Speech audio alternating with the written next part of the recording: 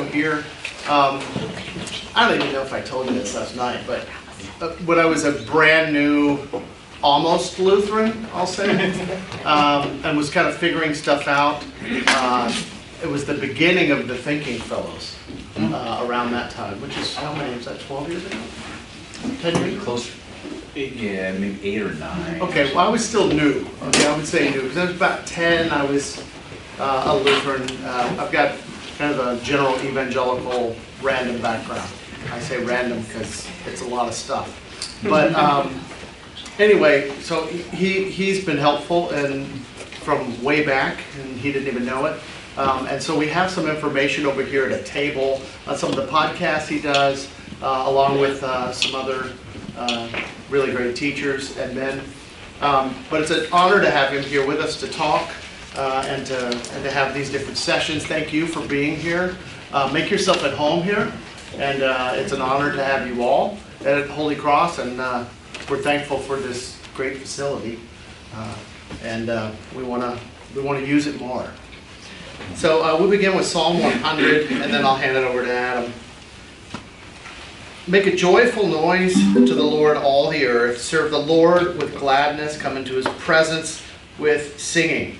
Know that the Lord, he's God. It is he who made us, and we are his. We are his people and the sheep of his pasture. So enter his gates with thanksgiving and his courts with praise. Give thanks to him and bless his name. For the Lord is good. His steadfast love endures forever, and his faithfulness to all generations. Glory be to the Father, and to the Son, and to the Holy Spirit, as it was in the beginning, is now, and will be forever. Amen. Good morning. Good morning. Some uncomfortable silence here as I reconnect. Well, I could fight. I really can't do two things at once, but I'll try. Just a quick little, I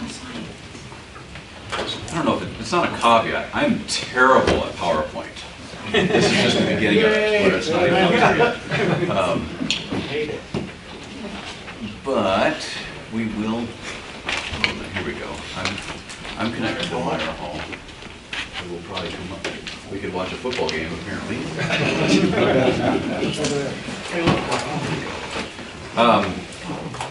And I'm terrible at computers too. I'm pretty sure once I do this, it keeps notifications from popping up.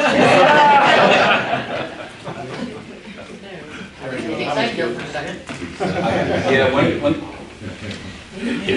I gave a presentation once where I didn't have the presenter view on, which I think closes down everything else. And I've got text messages popping up. And I've got a bunch of friends who are former Navy and Marines are always Marines, so they're still Marines even though they're not Marines. But and they have pretty dark senses of humor, so hopefully none of that stuff comes across the screen. Or I've got a 20-year-old son who's into mixed martial arts, cage fighting kind of stuff, and he's also got not just a dark, but a sick sense of humor. Hopefully none of that stuff comes out. Anyway, I'm Adam. As you know, Pastor mentioned this podcast, Thinking Fellows, that we started 8-ish, 9-ish, however many years ago. And there's other stuff out there. Faith and Reason Exchange is another podcast, but it's always interesting when I go around, and especially in the Lutheran circles, run into people who have been listening to that show for a long time. It started as a whim. Scott Keith and I were in the cafeteria at Concordia Irvine, and we had these friends who were doing podcasts. Podcasts were still kind of newish back then, and they thought they were so cool and sophisticated because they were influencers or whatever, thought leaders, I think is another term. And so we were making fun of them, and I said to Scott, "Hey, we should do a podcast." Total joke. He goes, "Yeah, we should." And he said, "What should we do it on?" And I said, "I don't know. Let's just talk." Scott Keith is a scholar of Philip Melanchthon, Luther's buddy and co-worker. and he was doing his dissertation on Melanchthon's Loci theological commonplaces, like a text on doctrine, but from the first of its kind in the 16th century. Now, who the heck would want to listen to a podcast, except for, I just looked at a pastor, I'm trying not to look at a pastor, except for a few theological nerds. But I said, let's do it on the Loci, as a joke, and then the next couple weeks, Scott's son, Caleb, who was a very young man at that point, he still is, I think he's still a baby, but he starts getting all this gear for a podcast and starts setting up our schedules and said, hey, you're going to meet in our garage and we're going to start recording with Rod Rosenblatt. And I was like, what? Anyway, so that's been, Rod died, 8 months ago, I guess it's been, but we're still going on, and it's been remarkable running around the world, not around the world, around the United States mostly, and running into people who've been listening to that. And hopefully, even though there's probably sometimes we say things that we shouldn't say, and our editor doesn't, who's Caleb, who's still a baby, I think, doesn't catch it and take it out.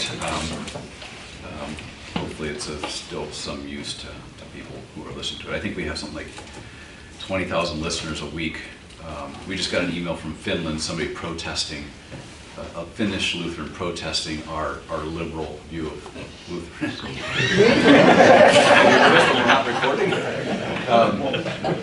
And then we got something from Uganda and Saudi Arabia, which is always terrifying when you see something from Saudi Arabia. But anyway, we do theology and apologetics and church history.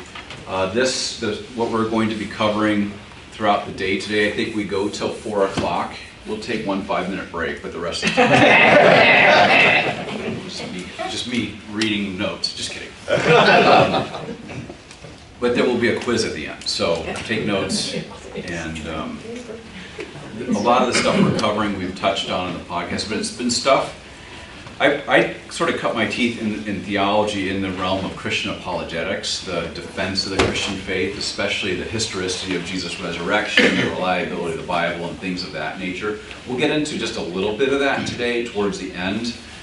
What I've been trying to think through as of late is, why is the public arena, or our world, the Western world, maybe narrow it down to the United States of America, so different. I'm not like the oldest guy, I'm not the youngest guy, but it's so different than the world I grew up in, and even the world of maybe just 15 years ago. And what does that then mean for how I conduct myself and speak and give an answer to those who ask me for a reason for my hope in Christ in the public arena. So a lot of this stuff is what, if this was a seminar on what might be called missiology, a subdiscipline of theology that focuses on missionary or theology for missions and so on, they'd call this sort of ethnographic research, a study of culture. It's not too, though this is anachronistic, it's probably not too different than what St. Paul did before and as he got to the city of Athens in Acts 17. That's one of my favorite episodes in Luke's Acts of the Apostles, where Paul goes through Thessalonica, causes a ruckus. People accuse him of trying to turn the world upside down. Then he has to leave. He goes through Berea, and then he gets to Athens, and it's an episode like no other in the earliest church history. In that Paul is in the marketplace, he's surrounded by a bunch of altars, even an altar to an unknown God. Luke tells us he's preaching or he's speaking about Jesus and the resurrection in the marketplace, and nobody's ever heard of it at all. And then Stoic and Epicureans take him and bring him up to Mars Hill, and he gives his famous speech. That's the background here. Raphael, the guy who did School of Athens, the Renaissance painter and sculptor, this is a version of his sketch that's been filled in with color, or in this case shaded, Paul at Athens, where he addresses the Athenians, the Stoic and Epicurean philosophers, famously as, "You men of Athens, I see that you are very religious in every respect. You even have an altar to an unknown God," and so on. and so forth. But when Paul gives that speech, what's really, it's not, you could easily make too much of it, but I always find it fascinating that Paul quotes in his sermon, if you will, on Mars Hill, 2 pagan poets, as if to say that even in your own literature, you're not, your own literature, the way you pagans think, isn't always wrong in every case. So, and I always wonder, like, how was Paul aware of Epimenides? Did he study it just as he got to Athens, or did he do some pre-study? Maybe he was introduced to it by his teacher Gamaliel, the famous rabbi. But he must have done some sort of, when he's in the marketplace, he was trying to understand the people he knew he was going to speak to. And that's what these missiologists would call ethnographic research, understanding the culture, so that, one, you know the pitfalls, things to avoid that would cause unnecessary offense, but also so that you might find what some would call like handles for a witness to the gospel in some sense. So we'll be doing a lot of stuff with that today. There's a whole lot of literature on it, and like I told you just a bit ago, I'm terrible at PowerPoint. You're going to see my slides are real basic. There's basically a picture on the right of a book. I put that there just so in case you're the sort that likes to read or listen to audiobooks, who wants to get into, explore some of this stuff at more depth, you can jot it down and go on Amazon like I do and purchase those books and then put them on the shelf where they'll never be read. But these are books that I have read. So there's something coming up on my side. There we go. So let's start here. Anybody heard of I guess he's a scholar, a demographer is probably a better term to describe him, Aaron Renn. Okay, if you listen to Issues, Etc., they've had him on quite a bit. He was the presenter at the Issues, Etc. conference this last summer in River Forest, just outside of Chicago. He wrote an essay a couple of years back, maybe 5 or 6 now, about the negative world in the journal First Things, and he eventually turned it, I think last year he published this book, Life in the Negative World, Confronting Challenges in an Anti-Christian Culture. In many ways, and there are other books I could have chosen, but I think he's probably, in terms of the data he uses, and he has this sort of posture where he's really trying to approach things inductively, rather than assuming things about our world and our culture and forcing the data into that. He's letting the data, his research, lead him to certain conclusions. And he does it in a way that's pretty simplistic and easy to remember. He argues, if you look at, and he's studying America primarily. You're right, it does go from cold to hot. It does. Maybe it's the coffee. So there's probably stuff going on inside of me. He says if you think about American history, American culture, there's all these debates that have taken place over whether or not America was, or maybe even is, a Christian nation. He goes, that's sort of just. He says one could argue either way that historically America was a Christian nation of a sort in terms of most people identified with a Christian tradition. He certainly couldn't make the case that the Christian religion or a particular confession of the Christian faith was established as the national religion. That's forbidden by the First Amendment from the get-go of our nation's founding. But there were individual states that did have state churches, like the colonies that became states had actual established state churches. They just weren't national. Then Renn goes on, however, what we could certainly say, the most minimal thing we could say that's true for most of American history up to about 1994, right after the end of the Cold War, as we enter what some describe as the post-modernity. And we'll talk about that term a little later, probably this morning. Up until about 1994, to be sure, we could say it was always a social good or a credit to you. It would add to your credibility, your respectability, if you were in some way connected with the Christian tradition. whether it's going to church every Sunday or just your morality was shaped by the Western Christian tradition. He calls that world the positive world. He says up until 1994, if you're running for local public office, you probably wouldn't even get on the ticket if you weren't in some way, shape, or form Christian. And by Christian, we're speaking very broadly. We might even include United Methodists in this camp. Just kidding, that's a joke. That was bad. Alrighty, here we go. I'm already saying things. That's okay, we're keeping score, you'll be fine. I'll be out of here tomorrow anyway, so. A trail of flames and back. So would you count that as like something which occurred generally, or like in every circumstance? Because I know like in California, this is painting with broad brush, yeah.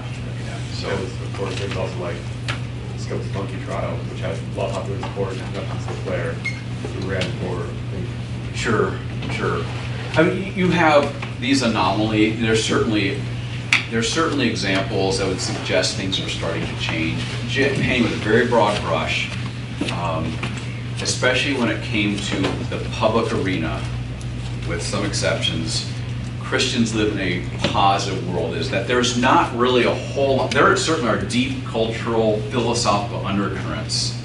I mean, even at the very founding of America, with the rise of deism, that are starting to challenge the foundations of Christianity. But by and large, in the general public arena, it's a positive world for Christians. It's an easy world to navigate for Christians. If you assert something like marriage is between a man and a woman, nobody would have challenged that before 1994.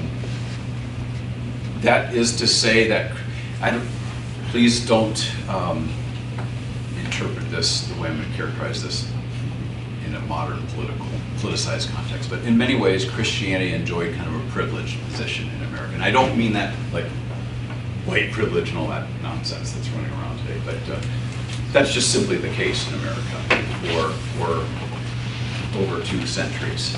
Starting around 1994, Aaron Renn argues that you start to see that attitudes towards Christianity in the public arena start to change.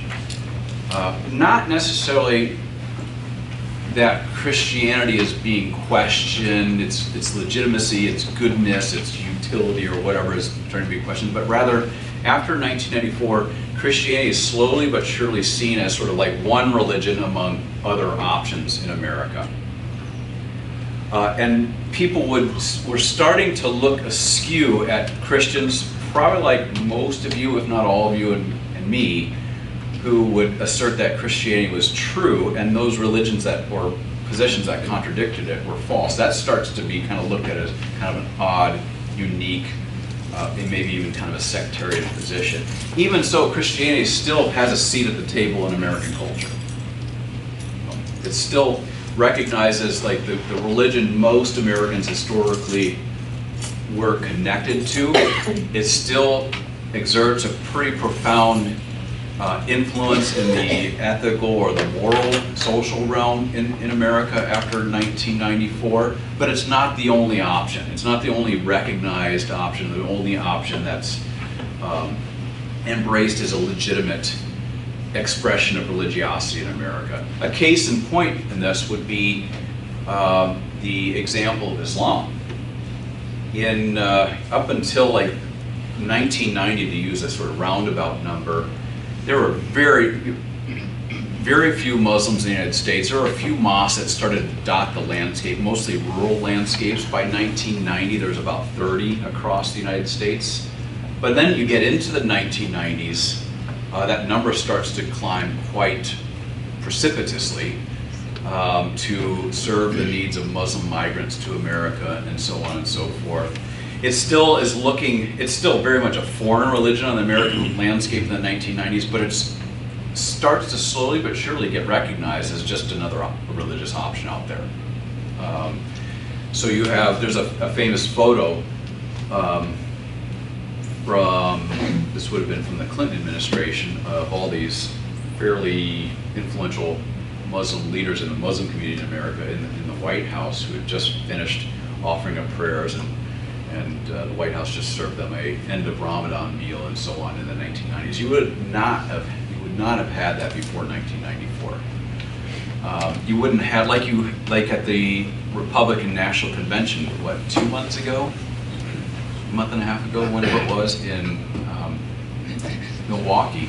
You would not have had, right after a LCMS pastor giving a benediction, all of a sudden somebody from some other religious tradition up there offering a prayer. Was it a Jain prayer? I think it was. And you wouldn't have, there was religious diversity in America, but it never rose to the level of being sort of a public thing that was recognized as if all religions are good. So, even so, Christianity is not critiqued openly.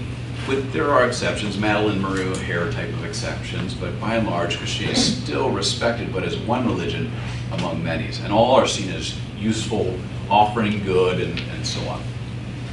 2014 is the date, Wren argues, where things definitively start to change. Can I ask a question before you move to No. the neutral world? Yes. Thanks. I only said no to her mainly because I know. Yeah, this is okay. No means yes, right, at the time. What changed in 1992 or 1994 to get us to 2000, to get us to the neutral era? For Wren, I'm trying to remember what example, so it's right after the Cold, Because like Clinton became president, his first term was 92 to 96. yeah, it's right after the Cold War, and there's a couple of reasons Wren uses that as the year. Yeah. But one is right after the Cold War, there's these political scientists and social scientists who are trying to figure out, project, like, what's the world going to look like in the subsequent decade or decades? And one in particular that stands out, there's a man named Francis Fukuyama who wrote a book, eventually a book. It started as an essay called The End of History and the Last Man. And this is distinctly an international political science thesis with some social science in it. And Fukuyama argued that with the Cold War over, it's no longer capitalism versus communism or Western liberalism, freedom over totalitarianism, and the worldviews that underpin those beliefs. So for Fukuyama, underpinning totalitarianism was an atheism, like a Soviet-style atheism that was extremely hostile to Christianity. 1991, the Iron Curtain falls. That world's gone. And for Fukuyama, as he's thinking about the future, he argues that we're moving into an age, and this is something, it's not just Clinton, it's the Bushes too, they kind of embrace this thesis that the world in the future is a world where we're all going to, the common thing, the thing that's going to bind us all together across the world, increasingly, is democracy. The guy who wrote the Friedman. Thomas Friedman. Thomas Friedman said that he's very much a proponent of Fukuyama's thesis. He says, we're going to start seeing McDonald's all across the world. That's the great symbol of global unity. And so all these things that once divided us, and it's not just totalitarianism and that sort of like high-level politics, but even the worldview that underpins these things. The things that separated the world or divided the world into first, second, and third worlds in decades or centuries past, that age is behind us. The world is flat. There aren't these barriers, including ideological, theological, worldview barriers anymore. 1994 is the year. He does say, Wren is not arguing that these are definitive dates. He's kind of, like, for example, 2014 being the beginning of the negative world. He chooses that date because it's between two famous Supreme Court cases. I don't know if they're famous, but Windsor in 2013 and Obergefell in 2015. So he says, I'll just take the middle road, 2014. So it's not totally arbitrary. It's not arbitrary. Everyone in the room might not know Windsor and Obergefell. Okay. So, don't you read this stuff every day? Are you not a nerd like me? So the Windsor case, it overturned the Defense of Marriage Act. Defense of Marriage Act was established under the Clinton administration in 1996 that defined marriage as definitively between a man and a woman. The Windsor case, 2013, overturned that. And then Obergefell ups the ante a bit in 2015. Obergefell versus, I don't know, they just call it Obergefell. I'm not a lawyer. But not only redefines marriage, but establishes marriage, however it's defined, between consenting individuals, and it's not just two individuals, it could be more.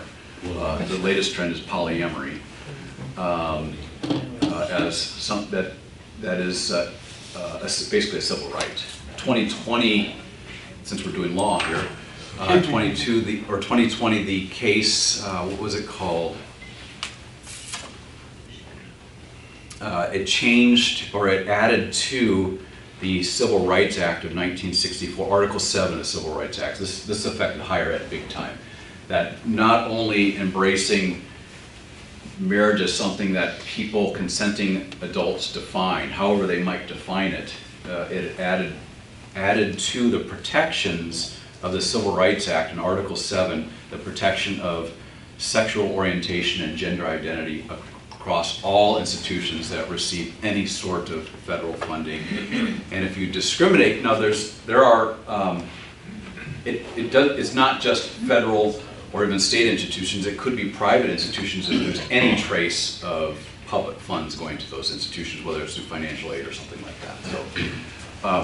So, anyway, back to Ren, for 2014 for him, he's willing to change his mind. One of the great things about Aaron Ren is he's very data driven. He works like I'm very conscious of this recording now. He works like that's just a joke, I don't actually care. Works like he really does, as a social scientist, he really strives to be a scientist in his work, unlike a lot of social scientists, in that he is always open to being falsified or having his mind changed, which is like science. But so you could write him and say, hey, 2014 didn't work, you got to push it back. Or anyway, 2014 is where Ren argues. So 10 years ago, he says, now Christians need to understand this as they think about things, not just in terms of the confessing Christ in the public arena, not just in terms of like witnessing in the public arena, but in terms of how Christians and their institutions ought to operate, even to the level of like policy. What policy they need to think about this negative world, even as they're figuring out things like admission standards at Christian colleges, right? For Ren it's a longer book, but ultimately 2014 marks a period in American history where Christianity starts to be and will increasingly be seen as not just a problem, but actually not a moral good for American society. In particular, at least up until present, it's usually wrapped around the issue of marriage, gender identity, and sexual orientation. Now there will be other things that will probably pop up along the way, but those are the three big things. My brief time in higher administration, it was like 2.5, maybe 3 years, which was like the biggest mistake in my life. C.J. Armstrong down at Irvine said, don't do it, Adam. I said, I'm going to do it. And then that was like the first thing, day one, was figuring out it was in the middle of COVID, but how do we navigate once we get out of COVID, being a Christian institution, a LCMS institution that is faithful to the confession of the church, but also and faithful to basic Christian ethics, if you will, in a way that we're not going to get sued. Like that's the one that was like day in and day out. Like what policies do we need to put in place in terms of when we receive a student? What policies do we need to put in place where we're not above, we're within the law, but it keeps us from having to, or keeps us from getting sued from not allowing a guy who's dressing up like a girl living in a girl's dormitory. Those sort of real basic things. For Ren, Ren's book is how do you navigate that space? But it's not just that, it's also how do you navigate the gym that you may be a member of, and people learn that you're a Christian and they start pushing the issue. Like I've been a member of gyms before, or I've gotten close with people, then all of a sudden they find out that I'm a Christian and not just like a Sunday morning Christian. or a creaster, as they're sometimes called, Christmas and Easter Christians, but and they want to start asking questions, political and social primarily in nature, to it might not be motivated by some ill intent, but they do ask questions where they're trying to trap you and expose you as a bigot or something like that. Now, thankfully, I'm in the world, most of my gym time now is in the world of martial arts, and most people don't care about that stuff. It's filled with a bunch of toxic males. Just kidding. Filled with a bunch of guys who are just joking, and that's all they care about. So there's a whole lot of challenges that stretch from our basic public witness to the faith, maybe even like getting up on Christmas morning and going to the local LCMS church, and if you're in the public arena or the public eye, let's say you serve in a local city council or something, and there are people out there who will connect you to your denomination. If they find out that your denomination is anti-gay marriage or something like that, will work, and these are extreme cases of course, that they'll work at exposing you to get you canceled, to use the common idiom. Or it could be something simple like you're at a dinner party and somebody says, I heard you're a Christian, that you go to Holy Cross down the road. What do you all think about marriage? Or anything in between. It could be if you have grandkids or kids. Mostly in this room would be grandkids, I think. Looking at the demographics. It could be your grandchild goes to the local public school or maybe even to private schools, and on the first day as they're introducing themselves, they have to introduce their name and also their preferred pronouns, which, whatever. But then if you have kids like maybe Francisco kids who are a little contrarian, and they say things, what do you mean, my preferred pronouns? I'm Tim. Clearly I'm a male.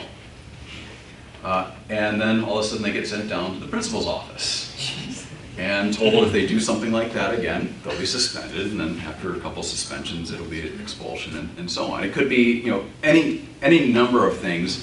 The world is, and always has been, really filled with traps. It's just the traps are a little different these days. So I recommend that if you can, if you don't want to buy the book, go to the library and steal it. Just kidding. You can go online, Google, type in Aaron Wrenn, Negative World, and it will send you to the article that is the basis for this book in the journal First Things. It's for free. It's very helpful for navigating or figuring out what's our world like now, and that's essential for the public witness to the Christian faith. And it's not just because we don't want to offend people, but we don't want to cause undue offense that is unnecessary. And it's weird that a person like me is saying it. As you can tell, I've already said things that I'm a little uncomfortable about being out there in the public arena, but it's becoming increasingly important. We have, where we live now, we're a member of this gym, and there's a ton of people there from every walk of life, from a guy named Yusuf, we called him Jihadi Joseph, because he's just gotten really radical after the October 7th stuff and Israel and Palestinian issues, and just got his concealed carry permit, and we're all like, what the heck? Maybe we won't hang on to those chokes long like we used to. I'm not going to tell you his last name, so I don't want you to look him up. There's lots of Yusufs in the Muslim world, but and then we've got people who are in same-sex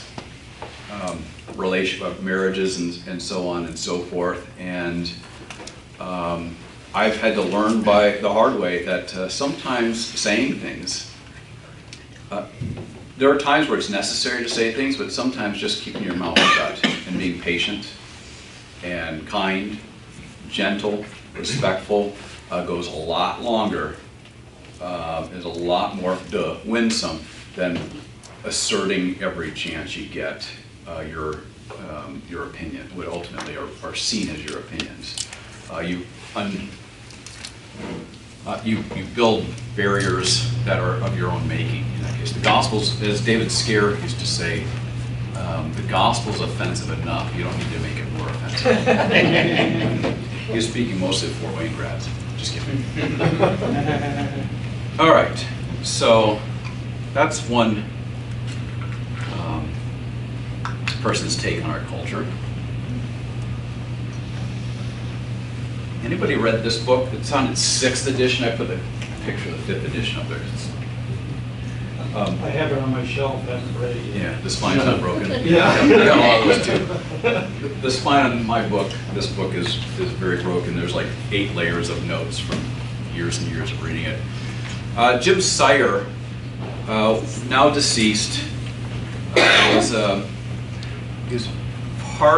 professor at University of Colorado at Boulder for the longest time, but also worked very closely with InterVarsity. Was a well-known teacher of things on topics of apologetics and worldview and so on. This is probably his magnum opus. It's a very, actually easy, well I shouldn't say it's an easy read, but it's a very manageable read. What he does in the book, Universe Next Door, is, as the subtitle, it's not up there, because there's this fancy thing that came up on PowerPoint where I can make these images, but it cuts off some of the stuff. But it's a basic worldview catalog is what the book is. It's about, the latest edition has 16 chapters, and it just sort of covers the basics that you need to know about classic Christian theism. That is the worldview that you and I have. To deism, to naturalism, nihilism, existentialism, New Ageism, and so on down the line. But he does so in a way that it's not purposely a historical narrative, but it's set up to cover these things chronologically as they've made an appearance in the Western world, United States, over the centuries.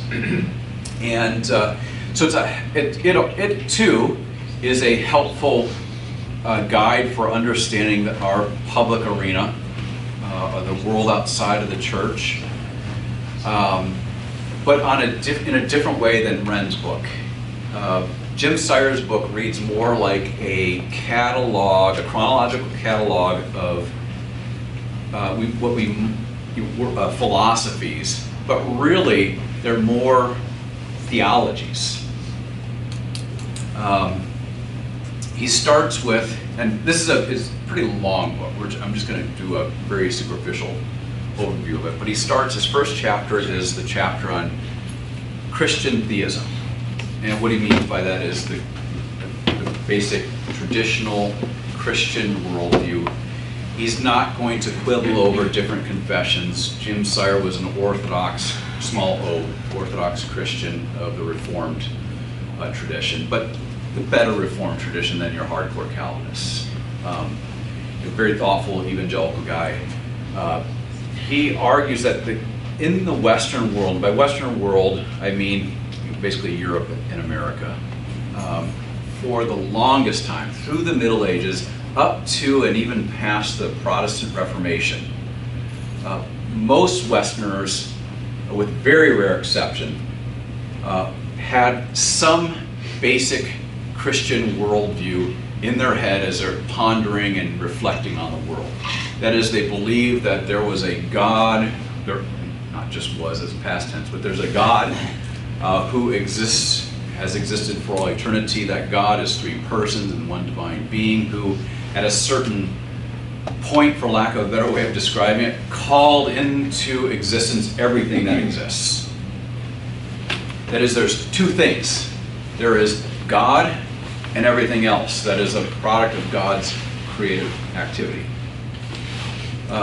Then he says, eventually down the line, as you get past the Protestant Reformation, especially as the Enlightenment settles in, things start changing. And there's a move away from traditional classic Christian theism. And it results in a number of worldviews proliferating. For Sire's, to make a long story short, he says that one of the primary things that led to a move away from classic Christian theism in the Western world was what he calls a transition worldview called deism. You may have heard of this term before. When people talk about the American founding fathers and their theology or their worldview, usually there'll be some discussion about some of those founding fathers being not really Christian, even though they may have gone to churches on Sunday morning. Thomas Jefferson, for example, went to church every Sunday, most Sundays. But you'll look closely at Thomas Jefferson's writings. You go to the famous Jefferson Bible. Anybody heard of the Jefferson Bible? Where he takes the Gospels and tries to synthesize them all into one continuous narrative, but then takes what, I don't know if they called them X-Acto knives back then, but he takes a razor blade and cuts out the pieces he thinks don't fit. What are those pieces? Anything supernatural. So deism as a worldview pops up in Europe before America, but it's very much a worldview that emerges in the Enlightenment. I think, and it's not just because I don't like the French, I actually like the French, but it emerges, I think you can trace it back to the French Revolution in particular, but it will take shape in the British Isles as well, and eventually make its way over to America in the very late 1700s, right around the time, just before the War for Independence kicks off. Or the Revolutionary War, depending on how you do that war. And effectively, deism is a worldview that says, yes, God exists, and he created everything out of nothing, but rather than sticking around and providing providential care for his creation, rather than revealing himself through prophecy and scriptures, through miracles and so on, he just sort of created the universe in a way that it works like a nice finely tuned clock, shuts the back door of that clock and walks away and lets the universe operate on its own. So you don't need, for a deist, there's no such thing as miracles. There might be anomalies in nature, but it's not God's intervention in time and space. There's no such thing as fulfilled prophecy, prophetic revelation, revealed scriptures. There are books like the Bible and a deist framework that offer really good life advice, gives you some great moral examples and things like that, but there's nothing salvific or supernatural about it. A deist worldview basically uses a lot of Christian languages, but kind of operates as if the world is on its own the way an atheist, like a practical type of atheist might think about things. Yes, ma'am. What was present 250 years ago in the colonies that made like deism ripe for exception? So the American story with deism is still kind of contested. I mean, this is like insider baseball stuff, but there are still these people who are trying to find what led deism to make its way across the Atlantic into the colonies around like the 1760s is when we start to see it appear. In terms of like there's books or essays or speeches where somebody makes something that sounds very deistic. This is just my sort of view, I might be wrong here. I think it makes its way over to America, which up until that point it was deeply Christian of a sort. You know, Congregationalist, Presbyterian, Episcopalian, but like classic, you know, very religious. Puritans and so on. All of a sudden, you get this bump of deist thinkers, like half the founding fathers. What led to their deism, or I think it's just the Enlightenment spirit makes its way. I mean, that was like sort of the cutting edge, so to speak. It was in the waters everywhere in Western civilization. So if you go back to Martin Luther's time, 16th century. There are historians who still debate to this day, does that mark the beginning of the modern age, or does it belong at the tail end of the Middle Ages, like in terms of how we divide up history?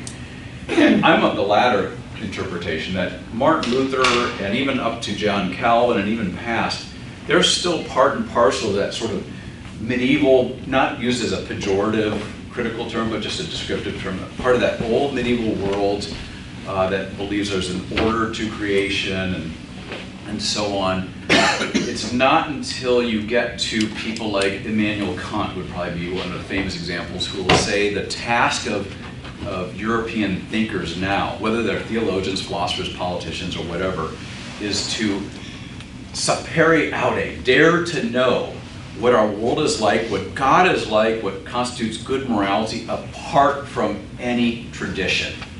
Severing, I mean, you could say that's right around mid-1700s, where there's a definitive turn in the intellectual culture of the West that says we don't need the church to tell us, or the scriptures, or our famous theologians from the past. We've got our brains, we've got our reason, we've got the empirical world. If we just focus on that, we can know the world as it is. Calvin, Luther, Thomas Aquinas, and all these guys in the past didn't know any better, but they basically arbitrarily submitted to certain authorities that no longer were credible to these folks. And that becomes sort of like the mark of intellectual respectability in the 18th century, and it makes its way over to America. There are still, I'll get to you in just a second, there are still deists out there. If you read Thomas Paine, for example, is another famous deist.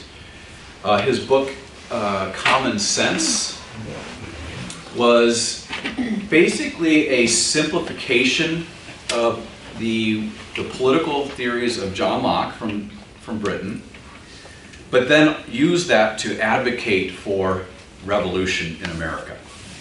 If you read that book, what's fascinating about it is it's filled with biblical quotations. I'm like, oh, Thomas Paine must have been a Christian. Au contraire. I don't know French. I just did Duolingo for about 10 years. His next book was The Age of Reason, where his sole task in that book, so Common Sense is him trying to persuade what will become known as the Founding Fathers to sign the Declaration of Independence. The next book, The Age of Reason, is dedicated to deconstructing the Christian worldview and using biblical quotations. So you can, in deism, you can have what sounds like Christianity, because it will quote the Bible, and it's almost like deist thinkers, whether it's Thomas Jefferson or whoever, they know they need to use biblical quotations because they still got a Christian culture they're trying to persuade or lead or what have you. So just because somebody's quoting the Bible or loves Jesus doesn't necessarily mean they're a Christian. I've got Muslim friends who say they deeply respect Jesus, or I've met Buddhists who love Jesus. You know, it doesn't mean they're Christian. So that's kind of what you get with deism. It's a transition worldview away from Christian theism, but it's a very subtle move away from Christian theism because it sounds like Christianity, and people actually, in many ways, behave like Christians. They go to church on Sundays, and they still have an ethic that is informed by biblical ethics. Pastor. Yes. If you start looking at that whole development, you have to look at the contemporary of Luther, Erasmus.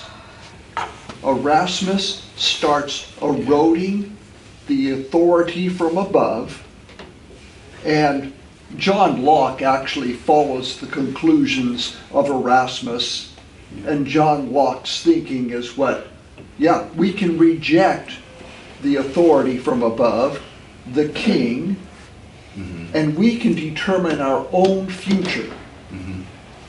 Yeah. Of course you're going to pick on Erasmus being a Lutheran, but I think you're right. Erasmus, you're referring to Erasmus and his debate with Luther on the bondage of the will, right? Yes. I don't know like the context here, but Erasmus was this contemporary of Luther, a humanist, Catholic, and he was friendly with Luther and Melanchthon early on, but then he wrote this little book on the freedom of the will. And some other things that he wrote tangentially related to that, where he started to assert that Christianity is primarily about morals, and Christian theologians do a disservice to Christianity when they over-assert Christian doctrine. And he's very skeptical towards Right. Well, Protestantism follows Erasmus because Zwingli says we can reject the church. The church is a huddle of believers. Yeah. Democracy. You're trying to pull me into a rabbit hole, I think. I don't want to go back that far, because I know there's a bunch of Lutherans and pastors in here who know better than me. So let's just go to John Locke. Okay. A case in point, John Locke writes a book called The Reasonableness of Christianity. I'm a guy who loves Christian apologetics, and that sounds like a great Christian apologetic title. You read the book, you're like, holy cats, this ain't Christian at all. Of course, I wouldn't use the word ain't. This is not Christian at all. It effectively treats deism and Christianity as if they're synonymous, and defends the reasonableness in believing in God as creator, but has zero interest in defending the historical resurrection of Jesus, not just the reliability, but the inspiration of Scripture and so on. And that's what made it so subtle, because it used Christian language, but moved thinkers and a culture, or at least part of a culture, away from a classic Christian worldview. Now, lest we think that this is some historical obscurity, there is still a form of deism that's quite profound among, especially the younger generation. I think the author's name was Christian Smith. He wrote a book called Moralistic Therapeutic Deism. That was like all the rage maybe 10 years ago, but it was based on, I think, tens of thousands of interviews of young people. Christian Smith is a sociologist and involved in youth ministry, things like that. I think it was at Baylor University, maybe still is. And he argues that across his survey of young American people who identify as Christian, they go to church on Sunday, they're from Christian households, when you start asking them particular questions that would tell you about their worldview, it's probably best described as a deism, a belief in God, a God who created, but it's not a God who then reveals and saves by doing something in time and space, like sending his son to die and rise, but rather a God who's there for you when you need a little bit of therapy. Like you're feeling alone, so you pray to God. Or you broke up with a boyfriend or a girlfriend or a whatever, you pray to God. So you'll invoke God when you need him existentially. There still, in moralistic therapeutic deism, according to Christian Smith, is a pretty strong belief that you need religion, and Christian religion being the best, to teach you morality. But that's about it, said Christian Smith. So this is not some irrelevant thing from the 18th century that's sort of gone away. It's still around today. Yes, sir.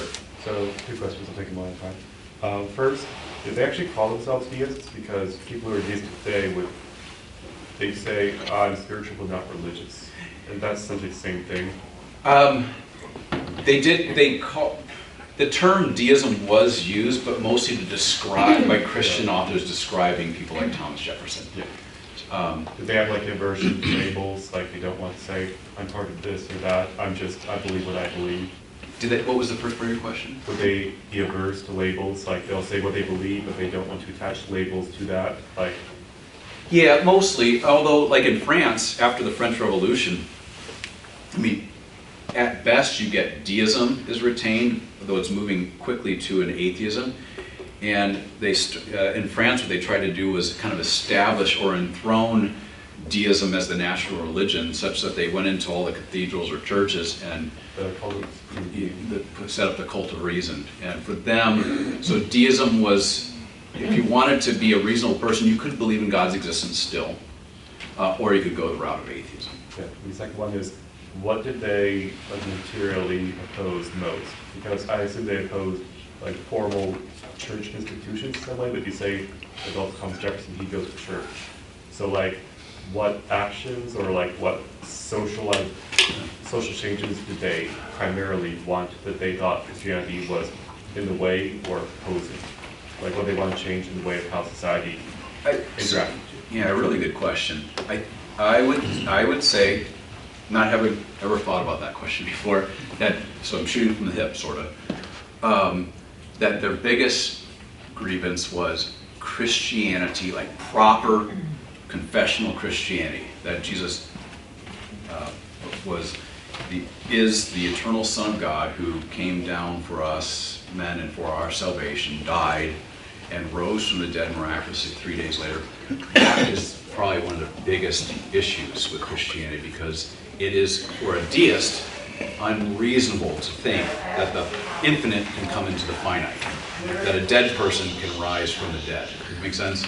So there, you could say it's kind of about intellectual credibility, respectability. It's the intellectual fashion of the salons in French and some of the more rationalists in the American let's scene. say like these was put in like 1970s or 1980s. Would they find anything they'd object to besides belief Christianity? Like, we disagree with how society is structured, this is how we want to remake it. Like, because I think that deists would be averse to institutions like church as controlling in some way too. Yeah, I mean, today's, back, it was still kind of a rudimentary form of it back then, so, yeah. All right, it's been an hour, should we take a break? Like a little coffee, potty break? Okay, unless we want to keep going, usually an hour is enough. Take a break. Okay, let's take a break, and then we'll pick up on our narrative. But let's take a quick